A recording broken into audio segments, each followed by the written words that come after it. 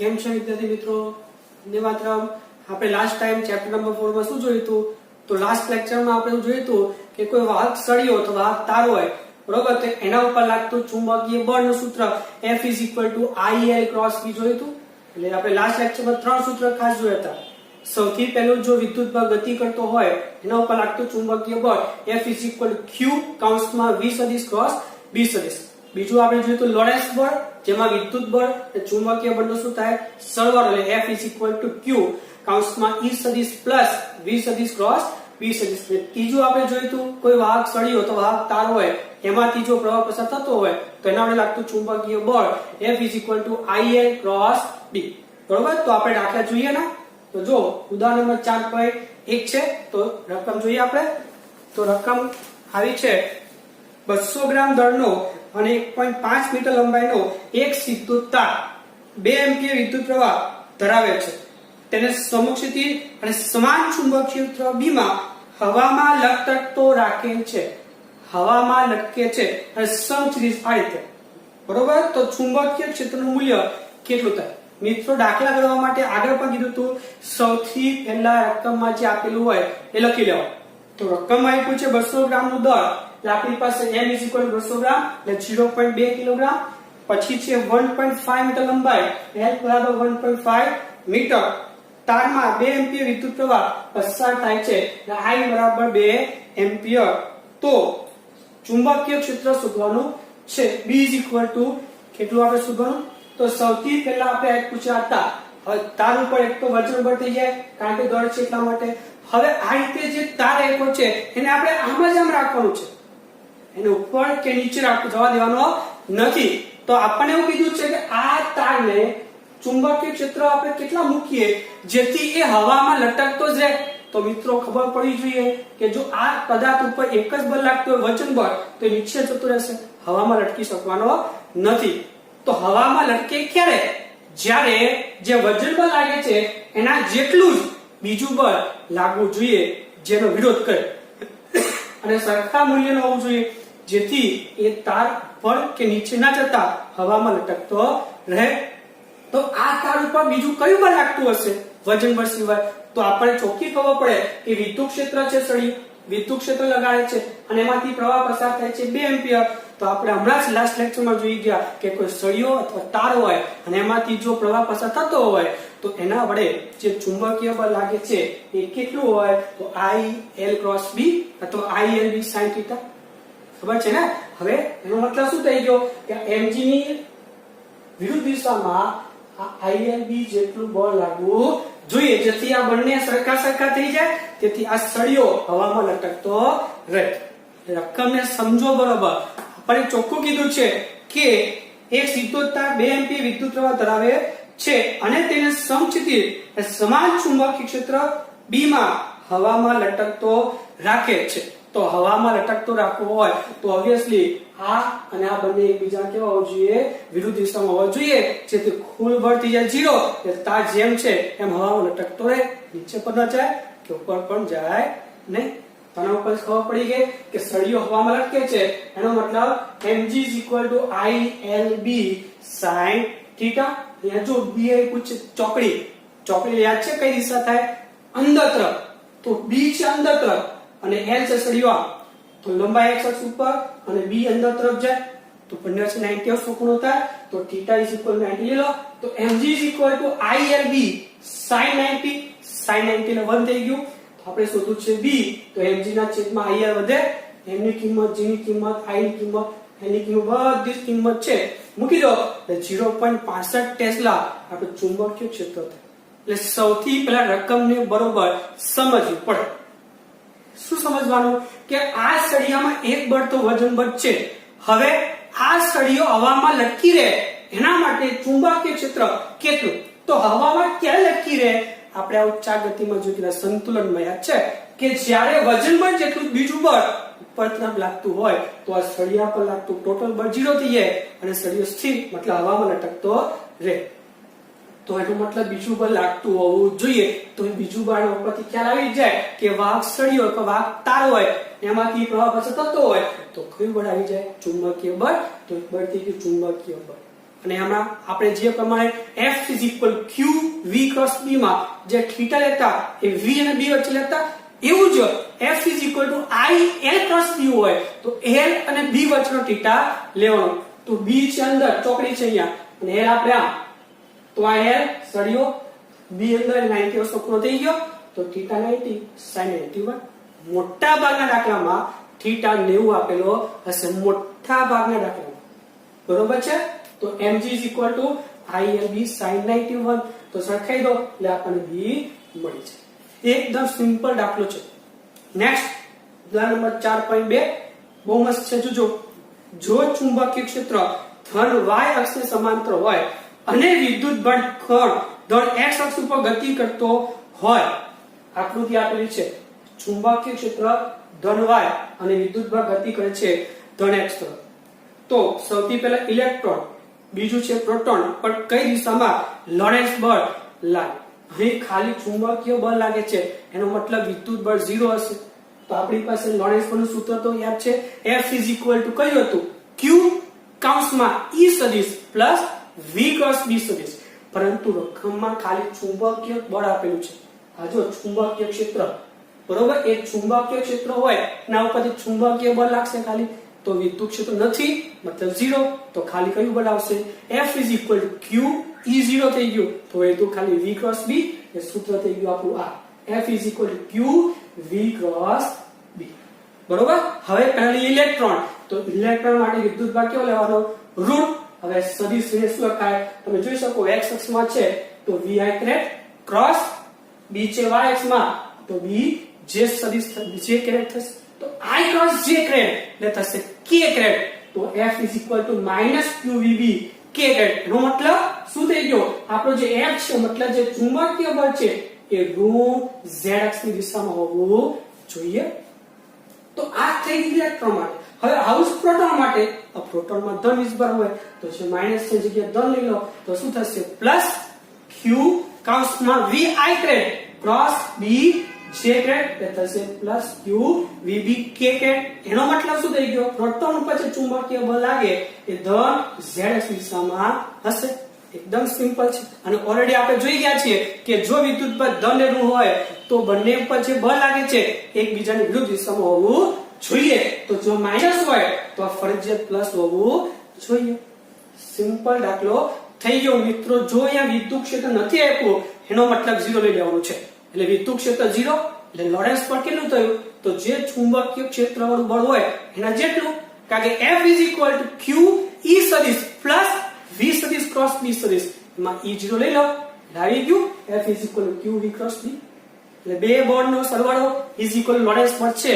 અહીંયા ખાલી ચુંબકીય ક્ષેત્ર આપ્યું છે, એનો મતલબ ખાલી ચુંબકીય બળ લાગશે. વિદ્યુત ક્ષેત્ર નથી મતલબ 0, તો વિદ્યુત બળ લેવાની જરૂર નથી, બરોબર છે.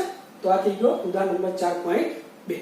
હવે આગળ જે સ્વાધ્યાય 4.5, તો સ્વાધ્યાય 4.5 રકમ આવી છે 0.15 ટેસ્લાના નિયમિત ચુંબકીય ક્ષેત્ર સાથે 30 અંશનો ખૂણો બનાવતી દિશામાં રહેલા તારમાંથી 8 એમ્પિયર વિદ્યુત પ્રવાહ વહે છે. હવે જોજો, અહીંયા થીટા 90 નથી આપ્યો, 30 આપ્યો છે. તો શું આપ્યું છે? જો સૌથી પહેલા B આપ્યું છે 0.15, પછી થીટા ઇઝ ઇક્વલ ટુ 30 અને I is equal two 8 ampere. તો આ તાર ઉપર લાગતા ચુંબકીય બળનું મૂલ્ય કેટલું? આપણને વાહક તાર કીધો છે અને એમાંથી પ્રવાહ પસાર થાય તો ચુંબકીય બળ કેટલું? તો આપણી પાસે ચુંબકીય બળના બે સૂત્ર છે, F is equal two Q V cross B અને F is equal two IL cross B. હવે કયું સૂત્ર ક્યારે લેવું એ તમને ખબર પડવી જોઈએ. તો આપણે સ્પષ્ટ વાત થઈ હતી, જો વિદ્યુત ભાગ ગતિ કરતો શબ્દ હોય તો F is equal two Q V cross B, પરંતુ અહીંયા વાહક તાર કીધો છે. તો જો વાહક તાર હોય તો આપણી પાસે સૂત્ર F is equal two IL cross B, એટલે વિદ્યુત ભાગ તો Q V ક્રોસ B વાળું, અને વાહક તાર કે સળિયો હોય તો F is equal two IL cross B વાળું લેવાનું થશે. ખાસ યાદ રાખજો. તો આપણી પાસે I B, બરોબર, તાર ઉપર લાગતું ચુંબકીય બળ F is equal two ILB sin θ. હવે ખાસ ચોપડીમાં કૌંસમાં, રકમમાં કૌંસમાં લખી લેજો. આપણને જે ચુંબકીય બળ કીધું છે એ એકમ લંબાઈમાં કીધું છે, એટલે ખાસ ચોપડીમાં કૌંસમાં લખી દેવું એકમ લંબાઈમાં લાગતું ચુંબકીય બળ શોધવાનું છે. તો આપણી પાસે F ILB sin θ છે. જે વસ્તુ એકમ હોય એ હંમેશા છેદમાં લખવું પડે. તો એકમ લંબાઈ છે તો લંબાઈ છેદમાં. તો શું થઈ ગયું? એકમ લંબાઈના તાર ઉપર લાગતું ચુંબકીય બળ F/L IB sin 30. I ની કિંમત કેટલી? 8. B ની કિંમત 0.15 sin 30 એટલે હાફ સાદું પાકો એટલે 0.6 ન્યૂટન પર મીટર. ખાસ યાદ રાખજો એકમ લંબાઈ પર બળ કીધેલું છે. ચોપડીમાં થોડું એડ કરી દો. તો 0.6 ન્યૂટન પર મીટર.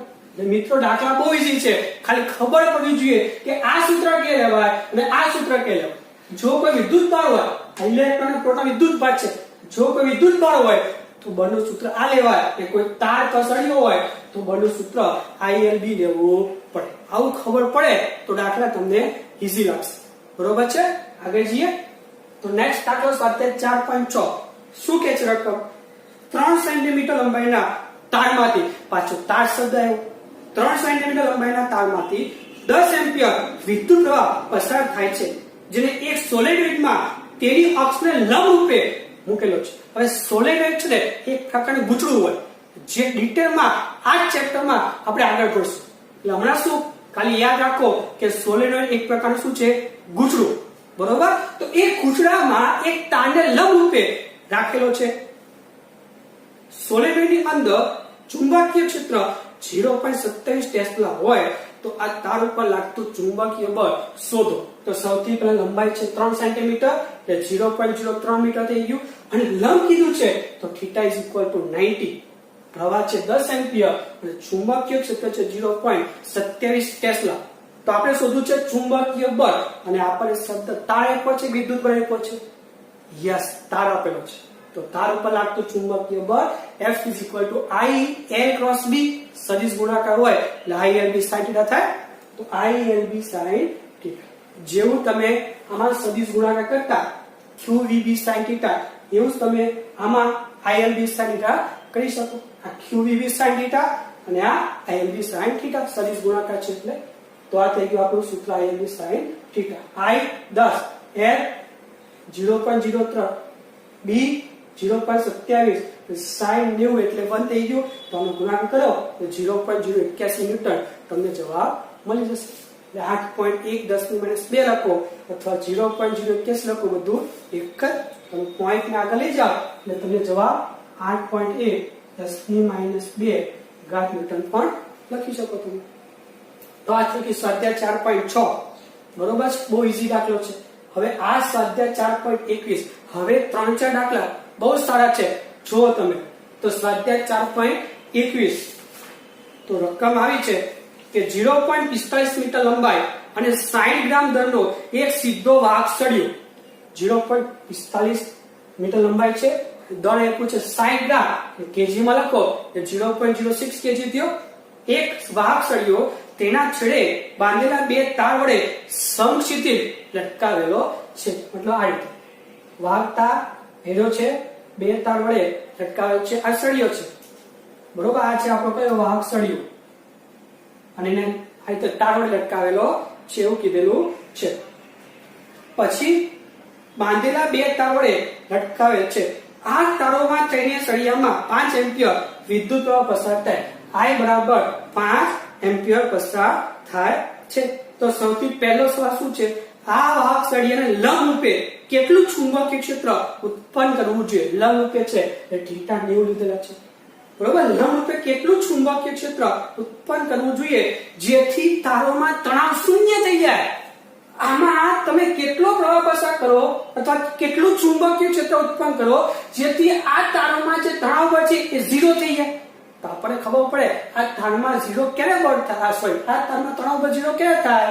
જ્યારે આ સળિયા પર કોઈ પણ જાતનું બળ લાગે નહીં. તો એક બળ દળને કારણે કયું થઈ ગયું? mg. તો પહેલા દાખલા જેવું જ થયું આપણા કે તમે આ mg જેટલું કોઈ બીજું બળ આપી દો વિરુદ્ધ દિશામાં જેથી ટોટલ બળ 0 થઈ જાય. તો તણાવ બળ 0 થઈ જાય. તણાવ લાગે કે કોઈ પણ સળિયા કે તારમાં જ્યારે એના પર એક બળ લાગતું હોય, જો બળ હોય તો તણાવ બળ લાગશે. તો આ સળિયા પર એક બળ તો mg લાગે જ છે. હવે એવું કીધું છે કે વિદ્યુત ક્ષેત્ર કેટલું? પહેલો ભાગ કે આ સળિયાને લંબ રૂપે કેટલું ચુંબકીય ક્ષેત્ર ચુંબકીય ક્ષેત્ર કેટલું હોવું જોઈએ જેથી તણાવ શૂન્ય થાય? તો ચુંબકીય ક્ષેત્ર તમે કેટલું આપો જેથી આ તારનો તણાવ પર 0 થઈ જાય? તો એનો મતલબ કે તમારે અહીંયા બીજું પણ એવું લેવું પડે જે mg જેટલું ને એની વિરુદ્ધ દિશામાં હોય જેથી ટોટલ બળ 0 થઈ જાય એટલે તણાવ બળ 0 થઈ જવાનું છે. તો શું લખી શકો? સળિયા પર લાગતું ચુંબકીય બળ તેના વજન બળ જેટલું થાય ત્યારે લખાયેલ તારોમાં તણાવ બળ શૂન્ય થઈ જાય કારણ કે mg ને જે ચુંબકીય બળ હોય કેન્સલ થઈ જાય તો સળિયા પર લાગે બળ 0 તણાવ બળ બી 0 થઈ જાય. તો લખી શકો ચુંબકીય બળ ઇઝ ઇક્વલ ટુ વજન બળ. તો શું થઈ ગયું? ILB sin 90 is equal two mg sin 90 એટલે 1. બી શોધવું છે તો અહીંયા છેદમાં તો m આપણી પાસે જેની કિંમત 9.8 આપણી પાસે i અને આપણી પાસે l 0.45 છે તો તમે સાદરૂપ આપશો તો બી કેટલું મળશે? 0.26 ટેસ્લા જેટલું મળશે મિત્રો. બરોબર? આ ખાસ યાદ રાખો કે પછી ક્યારે સમછિતિજ રહે ક્યારે તણાવ બળ 0 થાય આવી ખબર પડી જોઈએ કે સમછિતિજ રહે છે અને તણાવ બળ 0 થાય છે એનો મતલબ એ સળિયા પર બીજા કોઈ બળ લાગતા હોવા જોઈએ નહીં. તો એક વજન તો છે તો બીજું બળ કયું? તો ભાઈ ચુંબકીય ક્ષેત્રમાં મૂકેલો છે તો ચુંબકીય બળ લાગવાનું છે. તો ચુંબકીય બળ સળિયાનો તાર શબ્દ હોય તો આપણે કઈ લઈએ છીએ? ILB બળ લઈએ છીએ. તો સરખાવીને બી શોધી લો. આ થઈ ગયો પહેલો ભાગ. બીજો ભાગ શું કહે છે કે જો ચુંબકીય ક્ષેત્ર એમ જ લગાવી દઈએ અને વિદ્યુત પ્રવાહની દિશા ઉલટાવવામાં આવે તો તારોમાં કુલ તણાવ કેટલો હશે? તારોનો દળ અવગણો. બરોબર? એવું કહે છે કે તમે જે વિદ્યુત પ્રવાહ આમ લીધો છે એની જગ્યા પર ચુંબકીય ક્ષેત્ર એટલું જ પણ ખાલી પ્રવાહની દિશા બદલી નાખવાની. આમ છે એની જગ્યાએ આમ મતલબ આ બધું થઈ જાય. પ્રવાહમાં તો પહેલા એની જગ્યાએ પ્રવાહ આમ થઈ જાય તો હવે આ તણાવ બળ શોધવાનું છે. તો મિત્રો ઓબ્વિયસલી તમને ખબર પડવી જોઈએ કે આપણે ઓલરેડી ભણી ગયા છે પણ યાદ છે 4 મુદ્દામાં કે જો પ્રવાહની દિશા ઉલટાય તો ચુંબકીય બળની દિશા પણ ઉલટાઈ જાય. તો આપણે જે ઉપર લીધું હતું પહેલા કિસ્સામાં ચુંબકીય બળ ક્યાં લીધું હતું? આપણે લીધું હતું ઉપર અને એ બે સરખા છે. ખાસ યાદ રાખજો ચુંબકીય બળ અને વજન બળ સરખા છે. તો તમે પહેલા કિસ્સામાં ઉપર તરફ લીધું હતું હવે જો પ્રવાહની દિશા બદલાઈ ગઈ તો એનો મતલબ આની દિશા પણ ઉલટાઈ જવી જોઈએ. તો જે ઉપર હતો એની જગ્યાએ ક્યાં આવી જાય? નીચે. તો શું થઈ ગયું? mg ILB થઈ ગયું. પરંતુ ચુંબકીય બળ અને વજન બળ તો સરખા જ છે તો આ જગ્યા પર તમે વજન બળ લખી શકો ખાલી. તો શું થઈ ગયું? નીચે થઈ ગયા બે બળ mg mg તો થઈ ગયું 2mg. તો લખી શકો તણાવ બળ ઇઝ ઇક્વલ ટુ 2 ટાઈમ્સ વજન બળ. તો 2 ટાઈમ્સ mg એની કિંમત જેની કિંમત મૂકો તો તણાવ બળ મળી જાય 1.176 ન્યૂટન. ખબર છે ને? આ દાખલો તમે ગણી રહ્યા છો. f bd દોડીને તમે આરામથી દાખલો કરી શકો છો. અહીંયા લા થઈ ગયું આપણું તણાવ બળ. એટલે ખાસ યાદ રાખજો કે બાને f bd દોડીએ તો ILB mg કેન્સલ થઈ જાય એટલે t બરાબર 0 થઈ જવાનું છે. એટલે સરખાઈ દેવાનું એટલે આપણને b મળી જશે. બરોબર? અહીંયા છે ને f bd દોડતા અગિયારમાં તો એ જ છે mg ILB આ સરખા કેન્સલ થઈ જાય તો t બરાબર 0. તો શું થઈ ગયું? બંને સરખાઈને b શોધી લો. બીજા કિસ્સામાં પ્રવાહ બદલો તો IL ની દિશા બદલાઈ જાય કારણ કે આપણે ઓલરેડી ભણી ગયા છે કે પ્રવાહની દિશા ઉલટાવીએ તો ચુંબકીય બળની દિશા ઉલટાઈ જાય. તો એ ઉલટાઈ ગઈ તો ઉપર તો જગ્યા નીચે તો બંને ડબલ થઈ જાય તો શું થઈ ગયું? t બરાબર 2 ટાઈમ્સ mg. તો ડાયરેક્ટ કિંમત મૂકી દો. તો આ મસ્ત દાખલો છે સ્વાધ્યાય 4.21. હવે આપણે 3-4 દાખલા બીજા જોવાના છે સારા જોજો આગળ. તો સ્વાધ્યાય 4.23 જો. ચાલો હવે શું કે છે? આપણે મસ્ત દાખલો છે 10 સેન્ટીમીટર ત્રિજ્યાના નળાકાર વિસ્તારમાં ત્રિજ્યા છે 10 સેન્ટીમીટર નળાકાર વિસ્તારમાં 1.5 ટેસ્લા જેટલું નિયમિત ચુંબકીય ક્ષેત્ર છે. આમાં નિયમિત ચુંબકીય ક્ષેત્ર કેટલું છે?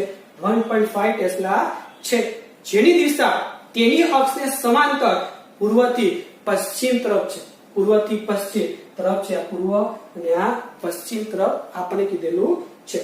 બરોબર? ચુંબકીય ક્ષેત્રની દિશા. હવે 7 એમ્પિયર વિદ્યુત પ્રવાહ ધારિત એક તાર આ વિસ્તારમાંથી ઉત્તરથી દક્ષિણ તરફ પસાર થાય. હવે આપણે ખરેખર ઉત્તર ઉપર નીચે લઈએ દક્ષિણ નીચે લઈએ ઉપર ઉત્તર નીચે દક્ષિણ લઈએ પણ આપણે દિશા આપી તો ધારી શકીએ તો આપણે થોડું ટ્વિસ્ટ કર્યું છે. આપણે ઉત્તર આ બાજુ દક્ષિણ આ પૂર્વ અને પશ્ચિમ લીધું છે. તો આ આપણું ચુંબકીય ક્ષેત્ર દિશા આપી છે અને આપણો તાર આમ આપ્યો છે કે વાહક તારમાંથી 7 એમ્પિયર પ્રવાહ પસાર થાય જે ઉત્તરથી દક્ષિણ તરફ છે. તો ઉત્તર દક્ષિણ આ બાજુ થયો, મતલબ પ્રવાહ આપણો આ બાજુ થયો. તો લખ્યું છે પૂર્વથી પશ્ચિમ અને ઉત્તરથી દક્ષિણ, મતલબ બંને વચ્ચે θ 90 થઈ ગયો. I L ક્રોસ B મિત્રો, તો L અને B વચ્ચે θ હોવો જોઈએ. તો પૂર્વથી પશ્ચિમ અને ઉત્તર દક્ષિણ, તો બંને વચ્ચે θ 90 થઈ ગયું. આ ખબર પડવી જોઈએ. તો સૌથી પહેલા તાર આ અક્ષને છેદે, મતલબ તાર આપણી અક્ષ ઉપર જ હોય, છેદે મતલબ એ અક્ષ ઉપર. તો જો આપણો તાર આ અક્ષ ઉપર હોય, આ આપણો તાર છે બરોબર, આ તાર આપણી અક્ષ ઉપર હોય તો પછી બીજો તારને બીજો ત્રીજો ભાગ પછી જોઈશું બરોબર. તો તમારે શોધવાનું છે, તો તમારે શોધવું છે ચુંબકીય બળનું મૂલ્ય બરોબર. તો આપણને ખબર, ચલો આ તાર અહીંયા આવી ગયો. તો હવે ચુંબકીય બળ માટે આપણી પાસે સૂત્ર કયું, તાર કીધો છે તો I L B sin θ.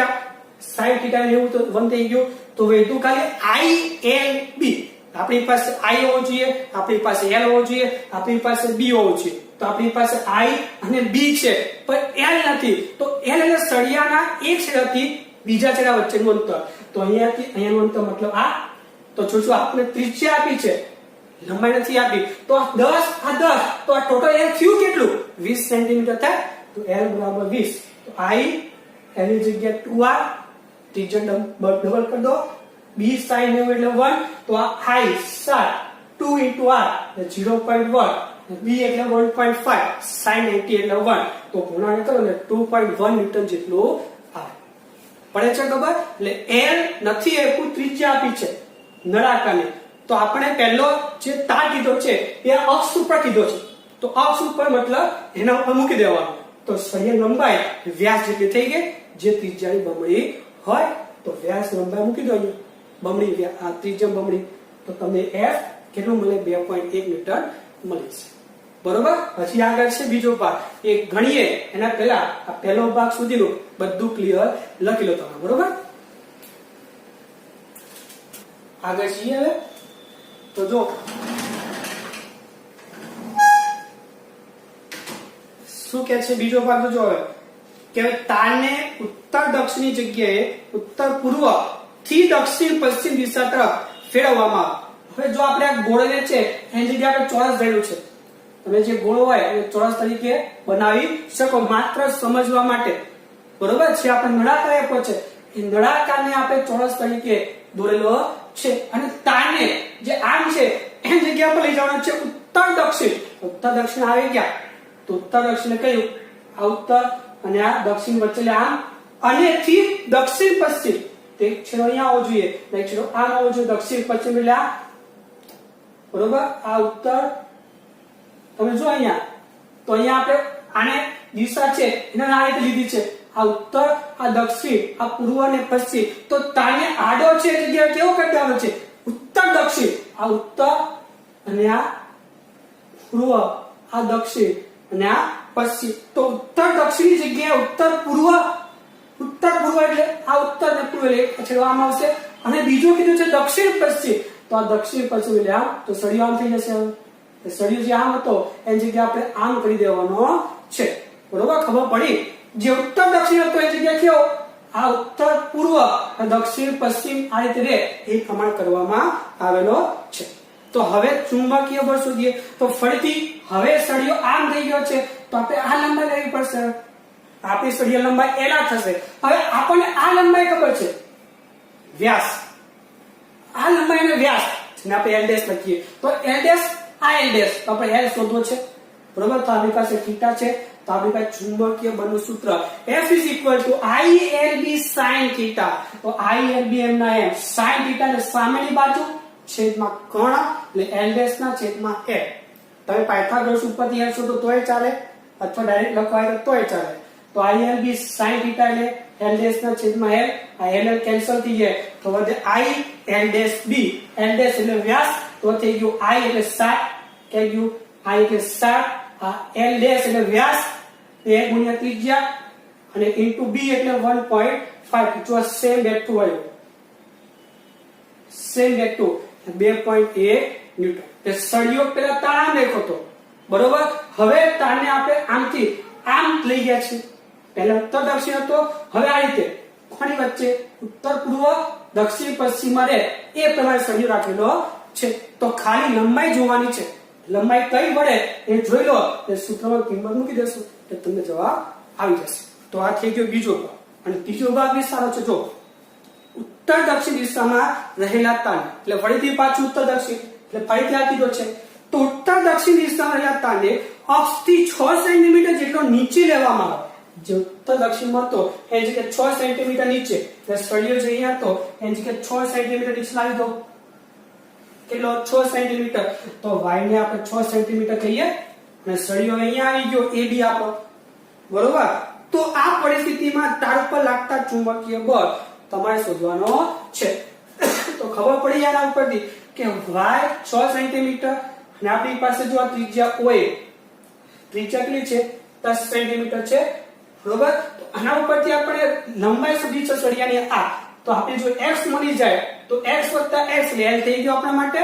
તો હવે 2x લેવા માટે x ક્યાંથી લાવવું? તો આ છે ત્રિજ્યા, આ છે 6 સેન્ટીમીટર. તો આપણે x પાયથાગોરસ ઉપરથી લખી શકો. તો OA² = x² + y². તો tan² = x² + y ની જગ્યાએ 6. એના ઉપરથી x² = 64. તો x = 8 સેન્ટીમીટર. એટલે ત્રણેય કિસ્સામાં મેન શું છે? સળિયાની લંબાઈ શોધવી. આમાં તો સીધી મળી ગઈ. આમાં આમ નાખો તો આ 60 ની જગ્યા મૂકવી પડે. જ્યારે અહીંયા આ AB સળિયા લંબાઈ થઈ આપણી, તો x મળી જાય તો લંબાઈ આપણે લખી શકીએ. માટે l = 2x. તો x મળી ગયું છે તો આપણે 2x લખી શકીએ 0.16 મીટર. આ સેન્ટીમીટર માંથી મીટર મળી ગયા. તો હવે લંબાઈ મળી. હવે ફરીથી સેમ સૂત્ર ILB sin 90 7 × 0.16 × 1.5 એટલે તમને 1.68 ન્યૂટન જેટલું મળી જશે, બરોબર. એટલે ખાસ યાદ રાખજો, તમને ખબર પડવી જોઈએ. હવે આ θ90 કહેતા એ પણ ખ્યાલ આવી ગયો હશે કારણ કે ચુંબકીય ક્ષેત્ર અને સળિયો છે.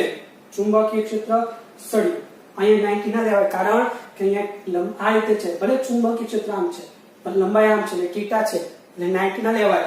હા એમાં લઈ શકીએ કારણ કે ચુંબકીય ક્ષેત્ર બંનેમાં ઊભું અને સળિયું બંનેમાં આડો એટલે θ90 થાય. એટલે આમાં ને આમાં 90 લેવાય, આમાં 90 લેવાય નહીં. ખબર પડી આમાં? તો ત્રણેય કિસ્સામાં આકૃતિ બરોબર સમજ પડવી જોઈએ. એક વખત લંબાઈ મળી જાય પછી તમે f = ILB sin θ લઈ શકો છો. નેક્સ્ટ એક્ઝામ્પલ જોઈએ. જો હવે તમને કીધું છે તાંબામાં એક ઘન મીટર દીઠ 8 × 1028 વાહક ઇલેક્ટ્રોન. આ એક ઘન મીટર દીઠ મતલબ શું? એકમ કદમાં આટલી સંખ્યા છે. તો એકમ કદમાં જે સંખ્યા હોય એને આપણે સંખ્યા ઘનતા કહીએ છીએ. એટલે આ સંખ્યા ઘનતા છે 8 × 1028 ઇલેક્ટ્રોન છે. 4 × 10⁻³ ટેસ્લાના ચુંબકીય ક્ષેત્રમાં લંબરૂપે 1 મીટર લંબાઈ હોય. મતલબ ચુંબકીય ક્ષેત્ર 4 10⁻³ લંબાઈ છે 1 મીટર અને 8 × 10⁻6 મીટર સ્ક્વેર આચ્છાદનનું ક્ષેત્રફળ ધરાવતા આ એ થઈ ગયું વિદ્યુત પ્રવાહ ધારિત તાંબાના તાર પર 8 × 10⁻2 ન્યૂટનનું બળ લાગે છે. આ થઈ ગયું ચુંબકીય બળ. તો આ તારમાં ઇલેક્ટ્રોન ડ્રિફ્ટ વેગ શોધો. તો ત્રીજા ચેપ્ટરમાં તમે ડ્રિફ્ટ વેગનું સૂત્ર યાદ હોય તો I = NEAVD. તો J = NEVD પણ જે જગ્યાએ I/A લખો તો I = NEAVD સૂત્ર હતું. તો ડ્રિફ્ટ વેગ માટે આપણી પાસે I હોવું જરૂરી છે. તો જે આપ્યું છે લખી નાખ્યું. તો સ્પષ્ટ છે આપણી પાસે શું છે? તાંબાના એક ઘન દીઠ આટલા ઇલેક્ટ્રોન છે અને આટલું ચુંબકીય ક્ષેત્ર લંબરૂપે લાગે છે.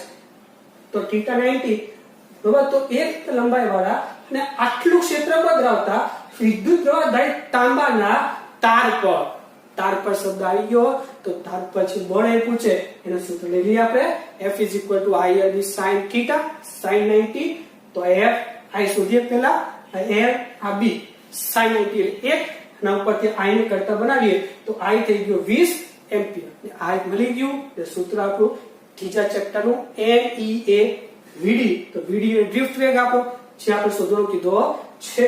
તો I/NEA. તો I એટલે 20, આ N આ E ની કિંમત તમને ખબર હોવી જોઈએ. E એટલે વિદ્યુતભાર. વિદ્યુતભાર કેટલો હોય ઇલેક્ટ્રોનનો? 1.6 10⁻19 અને E એટલે વિદ્યુત ક્ષેત્રફળ. તો શું થઈ ગયું આપણું જવાબ? 1.953 10⁻³ મીટર પ્રતિ સેકન્ડ. એટલે સૂત્ર ત્રીજા ચેપ્ટર નું ખબર હોવી જોઈએ. આ I મળે પછી આમાં કિંમત મૂકી દો. એટલે સૌથી પહેલા જે આપ્યું હોય એ કિંમત લખો, પછી ઓટોમેટિક ખબર પડે કે ભાઈ આપણી પાસે ચુંબકીય બળ છે અને શબ્દ છે તાર, તો તાર ઉપર લાગતું ચુંબકીય બળનું સૂત્ર, એના ઉપરથી I, એના ઉપરથી ડ્રીપ પડે છે ખબર આમાં, તો લખી દો. પછી ખૂબ જ અગત્યના 2-3 દાખલા જોવાના છે, તો પેલા આટલું લખી લો.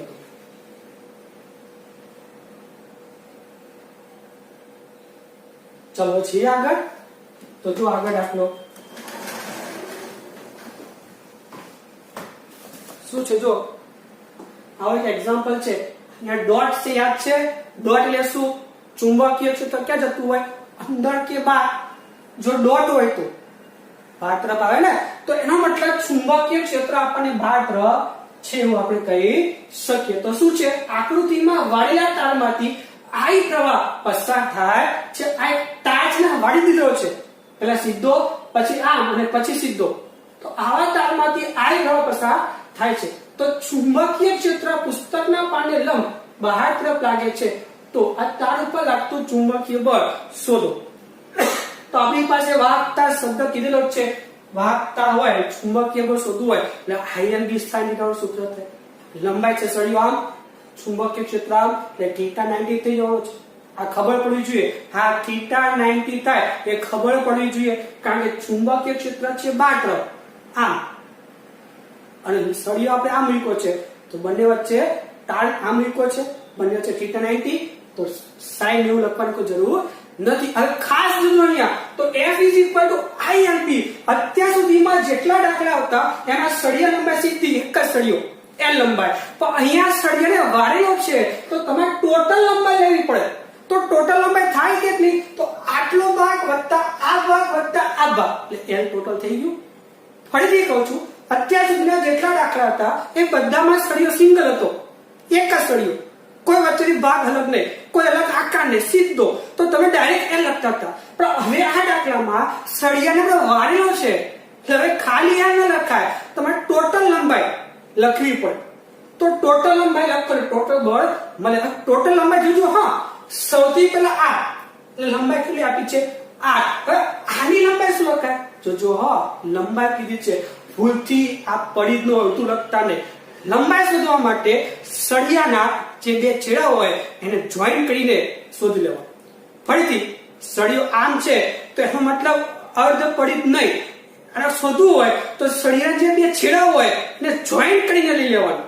તો આ ભાગ અને આ ભાગ જોઈન કરો તો આ લંબાઈ થઈ આપણી આ ભાગની ખાલી. તો આ લંબાઈ કેટલી થાય, વ્યાસ થાય, કારણ કે આ ત્રિજ્યા તો વ્યાસ થઈ ગઈ, તો આ થઈ ગઈ 2r, અને છેલ્લો આ ભાગ આપ્યો છે આપણને 8.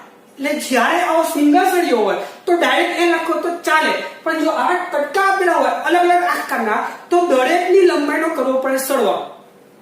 ટોટલ લંબાઈ લખાઈ જાય પછી ટોટલ બળ લખી દેવા. બરોબર છે. તો ફરીથી જો ટોટલ લંબાઈ આવી ક્યાંથી, તો પહેલા આ ભાગ, પછી આ ભાગ ને પછી આ ભાગ. તો પહેલા આ ભાગ સિમ્પલ ડાયરેક્ટ આ લંબાઈ આપેલી છે. તો આ ભાગ છે તો લંબાઈ શોધવા માટે એના 2 છેડા જોઈન કરવાના. અર્ધ ફળી નથી, ભૂલથી પાયા લખતા નહીં. બરોબર. તો આ સળિયો આ વાળેલો છે, તો તમારે લંબાઈ શોધવી હોય તો 2 છેડા જોઈન કરી દેવાના. એ લંબાઈ થઈ આપણી, એટલે આ લંબાઈ થઈ આપણી. આ યાદ રાખજો. બરોબર. તો આ થઈ ગયો આપણો પડી વ્યાસ, તો 2r, અને આ છેલ્લો છે આપણા માટે આ. તો ટોટલ થઈ ગયું 4IRB. બરોબર છે. એકદમ સિમ્પલ છે. એવો દાખલો જો બીજો આગળ જોઈએ.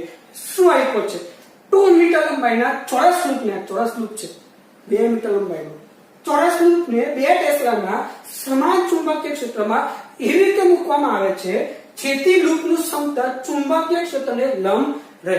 ચોક્કસ દેખીતું છે. આ ચોકડી છે. અહીંયા ચોકડીનો મતલબ શું, કઈ બાજુ ચુંબકીય ક્ષેત્ર હોય, ચોકડીની અંદર, ડોટ ને બહાર ચુંબકીય ક્ષેત્ર. ચોકડી છે તો અંદર તરફ, તો આમ છે ચુંબકીય ક્ષેત્ર, આપણું લૂપ છે. તો લૂપ અને ચુંબકીય ક્ષેત્ર વચ્ચે 90° નો ખૂણો થાય, લંબ રૂપે કીધેલું છે. તો હવે આકૃતિમાં 3 દિશામાં એક સમાન પ્રવાહ 3 એમ્પિયર પસાર થાય. જોજો અહીંયાથી તમે ગણો તો 3 દિશા, આ 1, આ 2 અને 3 ત્રણે ત્રણમાં એક સરખો પ્રવાહ, અહીંયા પણ I, અહીંયા પણ I, અહીંયા પણ I, એક સરખો પ્રવાહ એક જ દિશામાં પસાર થાય છે 3 એમ્પિયર જેટલો, તો આ લૂપ પર લાગતો કુલ ચુંબકીય બળ શોધો. ફરીથી આનો જેવો દાખલો થયો, અહીંયા એક જ પ્રવાહ બધામાં જાય, અહીંયાથી I તો અહીંયાથી પણ I, અહીંયાથી પણ I, બરોબર. તો સિમ્પલ તમે આ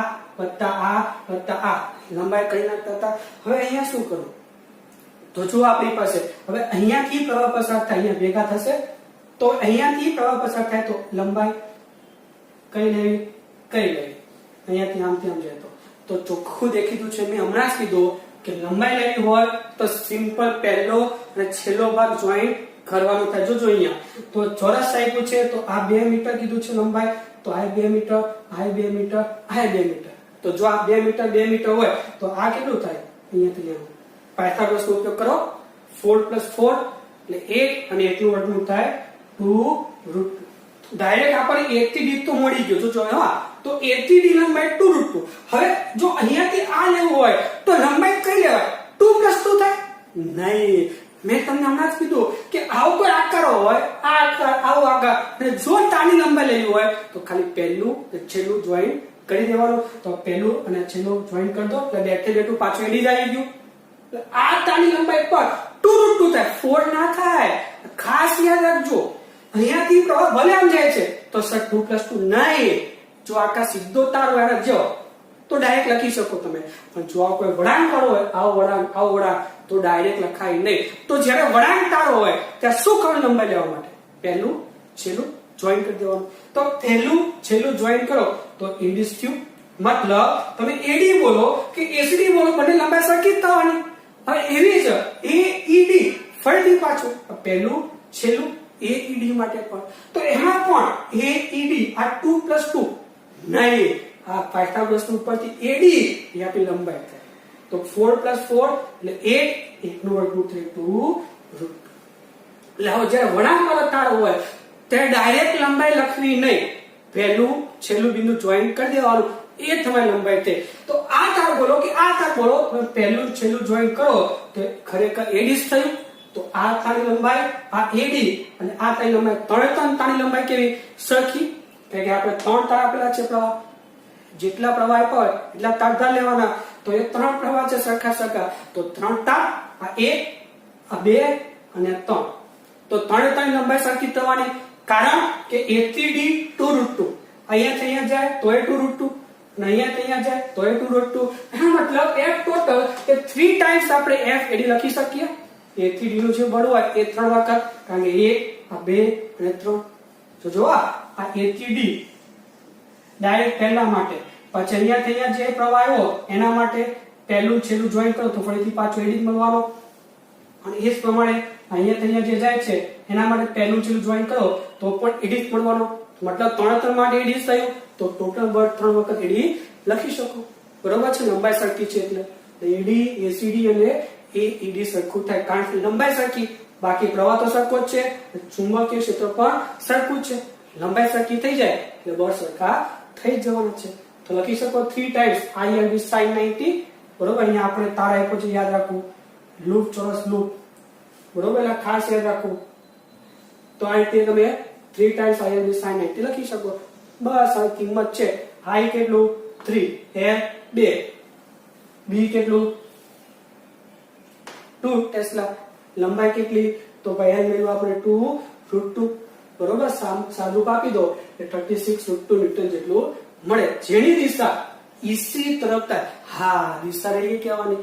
જો દિશા હોય તો શું કરવાનું, મેં તમને કીધું હતું, દિશા લેવા માટે જે પહેલો સદિશ હોય ત્યાંથી બીજા સદિશ તરફ હાથ આંગળી ફેરવવાની થાય, અંગૂઠો જે બાજુ હોય એ દિશા આપણી થાય. તો આપણી પાસે સૂત્ર કયું, I L × B. તો આપણે 1 થી d લંબાઈ થઈ અને b છે અંદર, તો હાથ રાખીને તમે અંદર જવા દો. આ રીતે આ લંબાઈ, પહેલા ઉપર હાથ રાખવાનો, બીજા ઉપર આંગળી ફેરવવાની, તો બીજું અંદર તરફ છે b, તો b અંદર, લંબાઈ આમ, તો લંબાઈ ઉપર રાખીને અંદર તરફ આંગળી રાખશો એટલે આમ જશે, આમ એટલે કઈ બાજુ થઈ, e થી c તરફ થાય.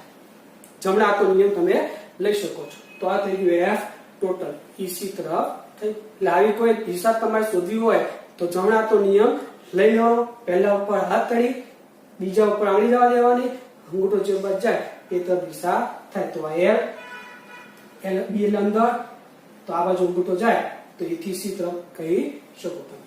બરોબર. અને લાસ્ટ દાખલો જો આવી એક આકૃતિ આપી છે, તો આકૃતિમાં આઈ પ્રવાહધારી ગુચડાને તારના ગુચડાને વાળીને y અક્ષમાં લાગતા સમાન ચુંબકીય ક્ષેત્રમાં y અક્ષમાં બી લાગે છે મૂકવામાં આવે છે, તો આ તાર ઉપર લાગતું ચુંબકીય બળ શોધો.